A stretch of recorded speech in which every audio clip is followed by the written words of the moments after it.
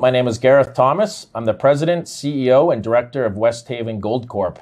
Today, I'm very pleased to announce our initial mineral resource estimate on our 100% owned Shovelnose Gold Property just south of Merritt, British Columbia, Canada. This is a major milestone for Westhaven Gold Corp, and we're very excited to share with you the results from this study.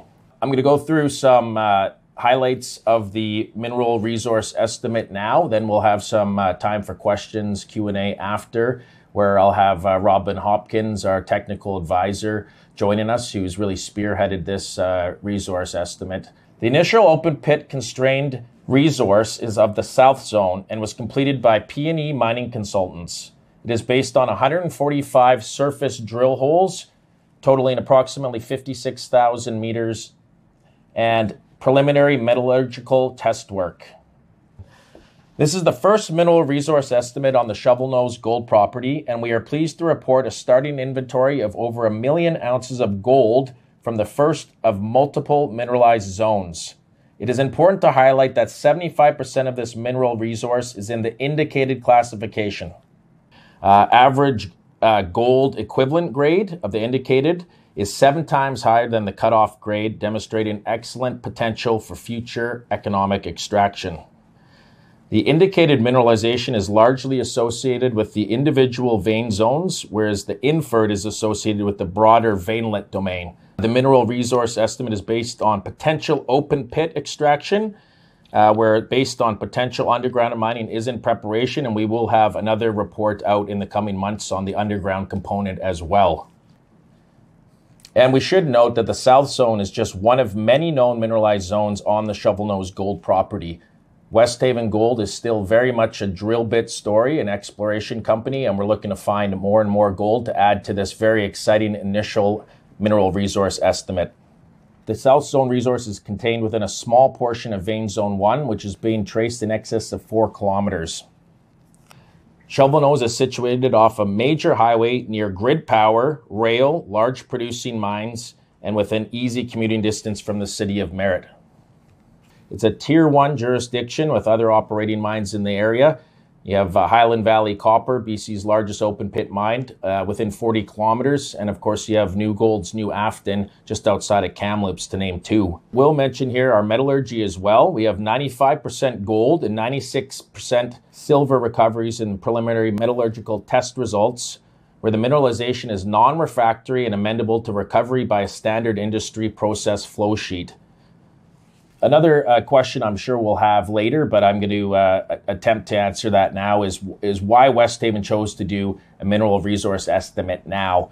Well, to date, Westhaven has spent about $25 million on exploration and drilling at the Shovelnose Gold Property since our inception in 2011. Total meters drilled is excess of 123,000 meters in 323 holes. 145 of these were used in this mineral resource estimate. And I think it's important for shareholders and stakeholders to know what value has been unlocked from the capital that we've committed to this project. And once again, we're very pleased with the outcome. So on top of this great news today, we're going to be talking about the near-term catalysts, expansion, and exploration targets on the Shovelnose property. So we have 36 holes, drill holes pending assay, a third of which are from the FMN Zone, which is about 2.5 kilometers to the northwest of this South Zone mineral resource estimate.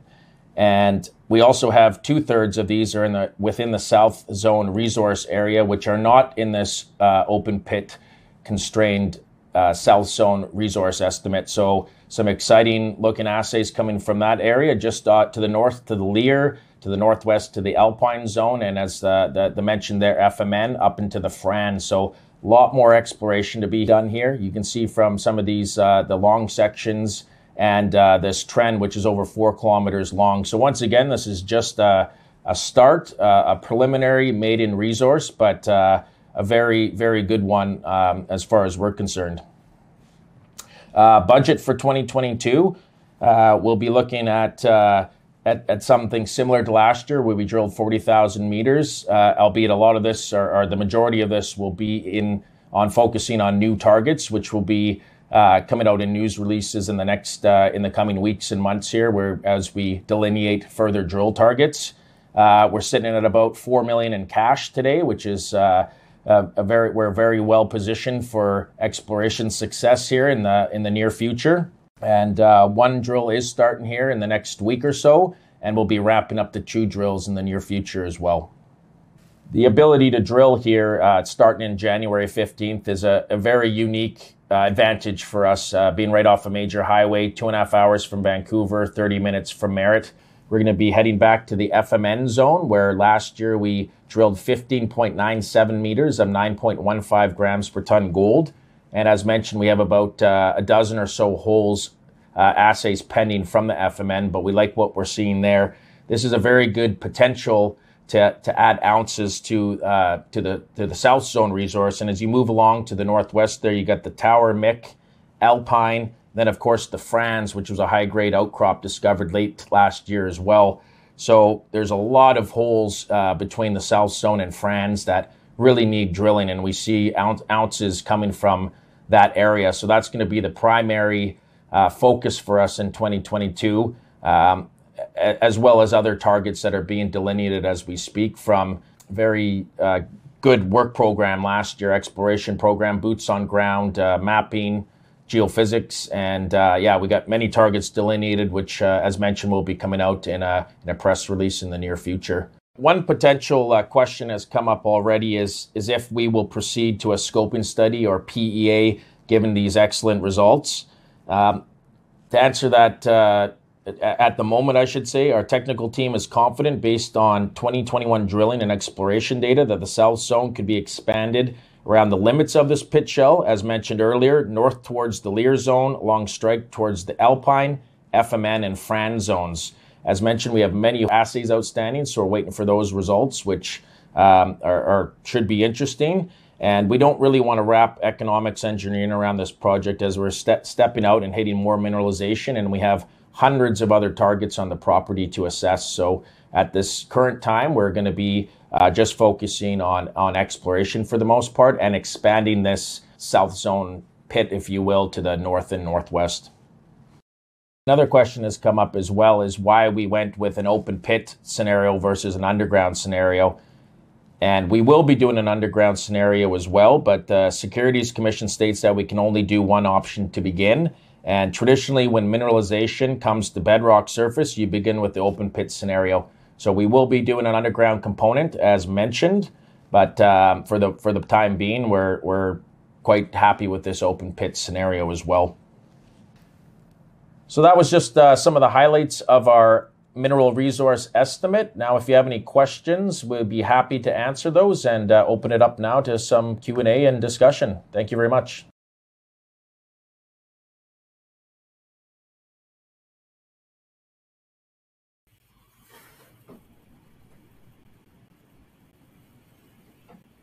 We do have a question here from James Quantis, asking if we can talk broadly about the contours of the underground mineral resource estimate. Will it be based on underground development below the open pit shell? Yeah, hi James, thanks for the question. Yeah, I mean, Sean, I don't know if you have the ability to put up any graphics there, at least of the vein zone 1 there. And James, as you've been following the story for quite some time, you'll know the vein zone 1 there is traced, as I think I said quite a few times there, up to 4 kilometers. But the bulk of this resource comes, as mentioned in the news release, are from these vein zones, and then you get some more inferred in these veinlet domains. So yeah, the bulk of this would be sort of under the open pit area there. And this was news, I wouldn't say news to us, but in mentioning there as well in the web or in the video there was the people asked why did we decide to do an open pit versus underground, and I explained it there that a lot of this mineralization comes up to bedrock surface, so it seemed like the right way to do initially here. But we are in the works. We will have an underground component of this out Q2 of this year, where we're in queue to do it. We were just told that we weren't able to do both at once. I guess there's a new thing with the securities regulators that it could come across as a bit. So yeah, that's to answer your question there, though, as Sean can show you on this verify that the good majority of this would be sort of below the open pit design. Yeah, there. you can see the pit shell in the gray there with a lot of the 0.35 to sort of a gram cutoff coming below that pit shell. And as you advance and we remove the lower grade material, you can see more the medium grade in the yellow, and then the high grade in the red there. I don't know if we have anything else to add to that question, but if not, I'll move on here. Just a general question about Peter Fischel. Is he still with the company? Absolutely. Peter's sitting across from me here. This was a question from Phil Carrier. Hi, Phil. Peter's across from me in the office here, and he's busy working on our next news release, which is results from the FMN and gearing up with starting drilling there as well. Hopefully in the near future. He's got some very exciting targets on FMN that he's just itching to get to, and we've got the pad set up. So stay tuned for that press release, probably early next week. We're working on it as we speak. Just to add on to that, Sean and Phil, Peter has a lot on his plate, so we were very fortunate to have Robin and Emily and Julie really spearhead this resource. So Peter has a lot on his plate in terms of exploration and targets. So can't do it all, but Peter's very much an integral part of the team. Okay, I got a question here from Craig Stanley, who's the analyst at Raymond James, who covers us actively. Craig was asking, when will you announce the underground resource? Likely we're in queue, as mentioned, with P&E. The same group is going to be doing our underground component. Craig, we can expect it. I don't but sometime in the spring is kind of what we're saying. I don't want to say much more than that and put the guys at P&E on a pedestal, but yeah, sometime in the spring, I think we can safely say we can expect that. And yeah, we're excited about that as well. We're a lot of people, I shouldn't say a lot of people, many people were thinking that was going to be the initial resource would be that, but we're excited to see what comes from that as well. And another question from Craig here is another question on the resource. He was asking, what is the strip ratio of the pit-constrained resource? Yeah, at this point, Craig, we, as you know, with this being very preliminary and our inaugural resource here, we haven't put much economics into it. I guess the bottom line is this isn't an engineered report, so there'll certainly be more on that, and I could probably talk a bit more off the record. But at this point, we don't have anything in that P&E report that talks to it. I know we've had a lot of questions this morning about it, and we've discussed this internally as well. I will say it appears to be quite normal for the scenario, and it's a good case. So P&E hasn't discussed that, and Robin, I don't know if you want to touch that anymore, not to put you on the spot, but I think that's probably a safe answer. It's a safe answer. There's the issue with this is there's so many economic variables in here. It's really difficult to. We obviously have a number. It's not an unreasonable number, as Gareth said. But if you start disclosing that number, then we have to start disclosing all of the other numbers that come with it, which are just assumptions at the present time. The emphasis being this is not an engineered pit. It's a pit based on reasonable and responsible estimates. Yeah, I'm going to jump to a question from John Willett at Raymond James, and then I'm going to get to Taylor at Red Cloud, the analyst at Red Cloud there. John was just asking, when will you release resources on FMN, MIC, the other zones, basically, as you get the assays back from each area? Yeah, good question, John.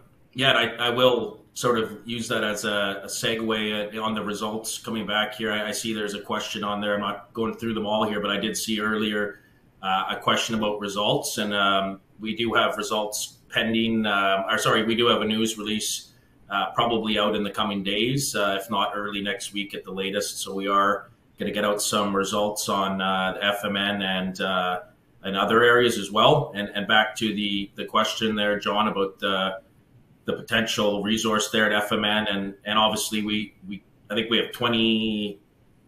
Don't quote me exact, but about 25 holes drilled on FMN, so a little bit premature at the moment, but we like what we're seeing there, at least as the year was ending and we got pushed out by floods, obviously, but Peter was quite keen on what we were seeing there in terms of seeing some very near surface mineralized rock there. So we got a lot of holes planned for the FMN, but we are, could we foresee a sort of maiden resource by the end of this year? There's definitely potential there, and really what this is going to take, and I hate to sound like a broken record again, sick of hearing myself talk, but is there's going to be a lot more drilling to be done along this corridor, this 4 kilometers. There's really a lot of holes in there, and I think I said there in the video there, I didn't mean there's a lot of holes there. There's a lot of drill holes to be done here. So Mick is certainly an area. That's one of the first zones that was ever discovered on this property by Strongbow back in 2006, I believe. And not a whole lot of drilling done. That was our initial drill target, and there's certainly some interest in and around there. Tower was where we had about 30 holes done from 2011 right through to 2018. So that's another area that warrants further drilling.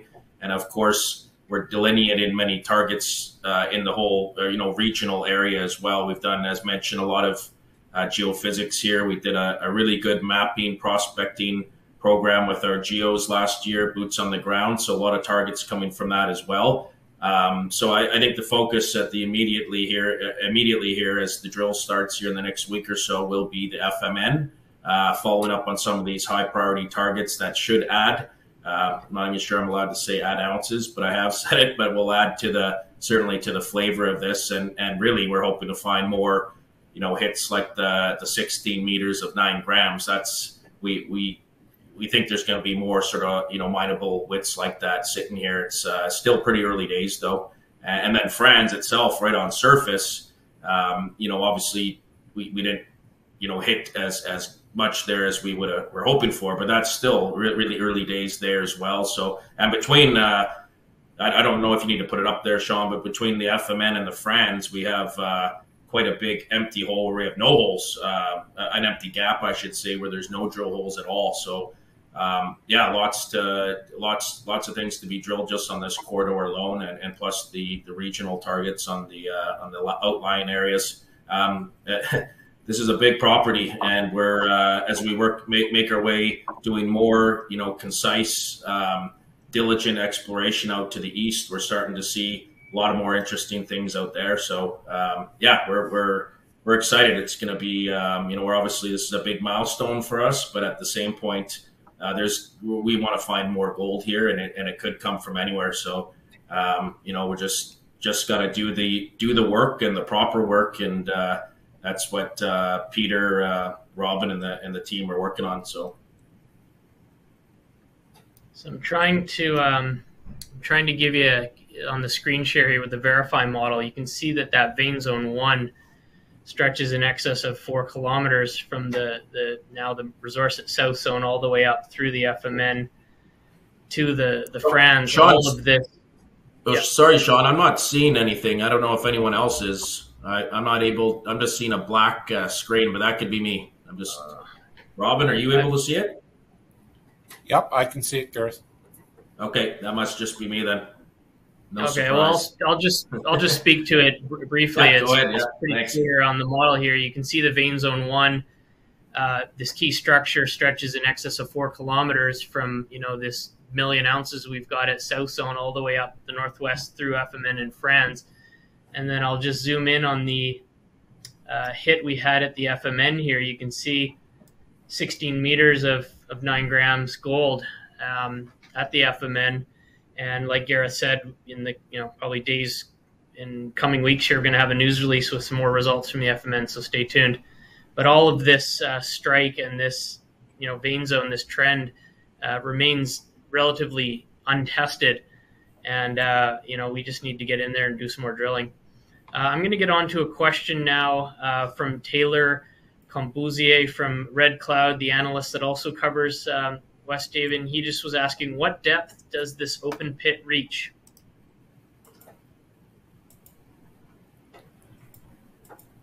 Robin, do you want to maybe field that? That's a good question. I think it's about 240 meters, but let's just go with that for a number for now. Yep. Okay. And let me just review my questions here. We're going to go a question from Gunnar Egertson at Canaccord. Gunnar was just asking about the preliminary metallurgical results. What were the preliminary metallurgical results used in the mineral resource estimate? Okay, well, maybe I'll touch that one, Gareth. They're basically, Westhaven submitted a series of composite drill reject samples to ALS Metallurgy and Kamloops. They've run 2 tranches of test work on that. The second tranche of test work was based on the recommendations from the first tranche of test work. It was basically, as mentioned in the thing, the ultimate recovery was 94.7% gold and 96.1, I think, % silver recovery based on the average of those 6 samples. Those samples were representative of the South Zone mineralization. They weren't high graded. They're simply representative. They are composite samples of different spatial areas within the vein zone, within vein zones 1, 2, and 3. So pretty happy with those results. Going forward, we will be doing more metallurgical work.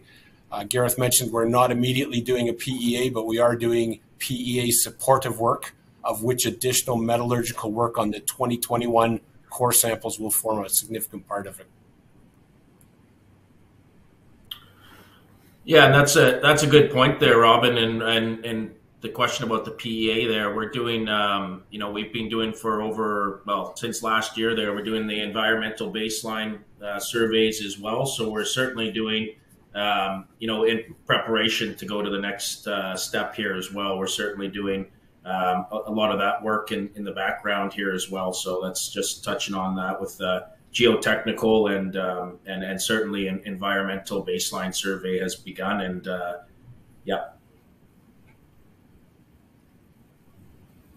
Okay, we've got another follow-up from James Quanis here. He was asking about the challenges of mineralization continuity at Shovelnose overall. He's 123,000 meters drilled, but the MRE that we're reporting today is based on 53,000 meters. Yeah, no, good question, James. And I think it's just the complex nature of these low sulfidation epithermal systems.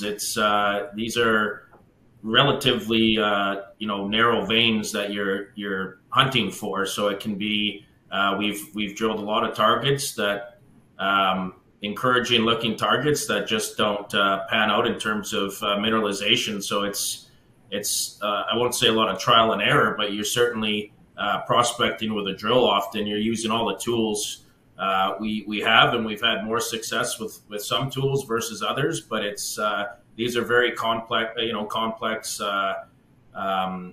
deposits to unearth. So it's been as Peter will tell you, one of the foremost experts in these systems, in the world. Really, he's had a lot of experience with these. It's not always cut and dry. So it's part of the fun, I guess, James.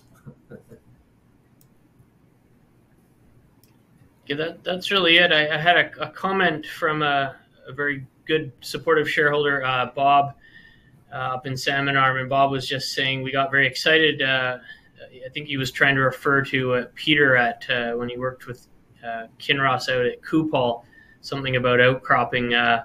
Bob, you'll have to call me on this offline. I'm not quite clear on your question, but yeah, of course, when Peter initially made this discovery, he did have some similarities to his excitement when he was working at Kupol over in Russia and for Kinross, and believes that we're onto something special here.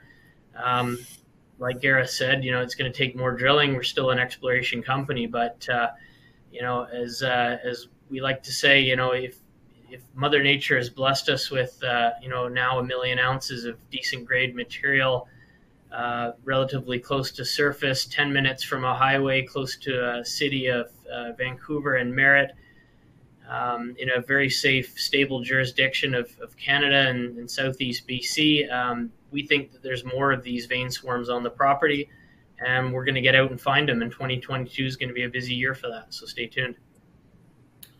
And good point there, Sean. I will just back to James's question there about the 123,000 meters. It's actually a bit more than that now that I think about it. Not much, 125,000, I think. But with the 56,000 being in the resource, well, there's certainly holes that we think are going to be added into this eventually at some point too, as we move up to even the tower where we're drilling, 50, 60 meters of half-gram material. There are areas that out of a lot of those holes that we think will.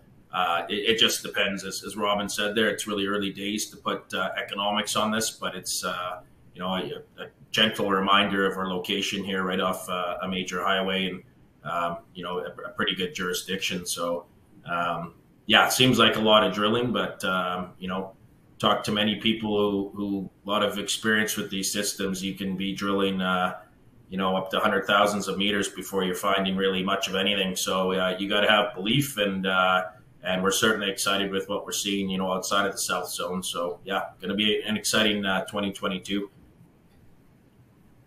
That's it in terms of questions. So I think we'll wrap up here.